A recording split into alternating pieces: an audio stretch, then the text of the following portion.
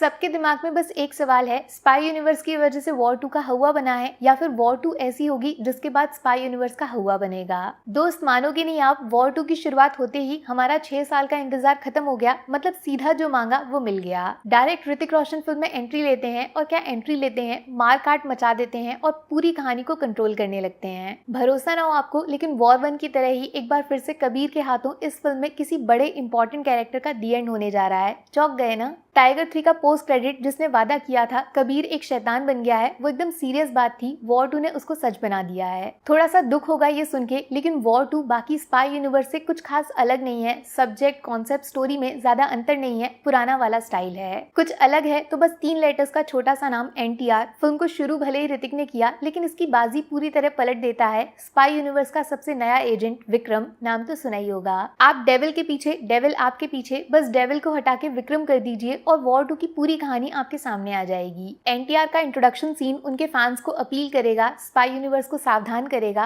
और हाँ, कली कल की ये कुछ नए शब्द भी सुनने को मिलेंगे, थोड़ा इंटरेस्टिंग लगेगा। ऋतिक फैंस बुरा मत मानना, लेकिन स्टोरी वाइज वॉर 2 में NTR का जो पास्ट से प्रेजेंट तक कैरेक्टर बनाया है वही इस कहानी का असली सरप्राइज है। उसकी वजह से ही वॉर 2 बनी है। अगर बुरा मानना ही है तो कियारा आडवाणी के फैंस को मानना चाहिए, जिनको फिल्म में सिर्फ गाना बजाना करने के लिए रखा है। उनके सीन्स उंगली पे गिन सकते हो। जो ट्रेलर में दिखाया, जितना दिखाया उसके अलावा कुछ नहीं मिलने वाला। आपको ठग लिया गया है। ठगने से याद आया, दूसरी बार बैटमैन सुपरमैन जैसी मूवीज की वजह से कहानी प्रिडिक्टेबल हो रही थी, जिसके साथ ज्यादा रिस्क ना लेना वॉर 2 की सबसे बड़ी कमजोरी बन जाती है। सरप्राइजेस, सीक्रेट्स, अनप्रिडिक्टेबल सिनेमा, ये सारे शब्द आप वॉर 2 के साथ नहीं जोड़ पाओगे। अगर ट्रेलर देखा है तो फिल्म में क्या होगा आप पहले से ही लिख दोगे बिना फिल्म देखे। लेकिन बड़ी चालाकी से डायरेक्टर अयान मुखर्जी ने अपने दोनों सुपर हीरोज का इस्तेमाल किया है। फिल्म को स्पाई यूनिवर्स में अलग जगह दिलाने का ट्राई किया है। HR वर्सेस NTR बराबर का एक्शन है, तगड़ा वाला स्क्रीन प्रेजेंस है और कहानी में कौन फर्स्ट कौन सेकंड इसको लेकर अलग ही कंपटीशन है। गाड़ी से लेकर ट्रेन, एयरप्लेन, पानी, हर जगह दोनों का युद्ध करा दिया,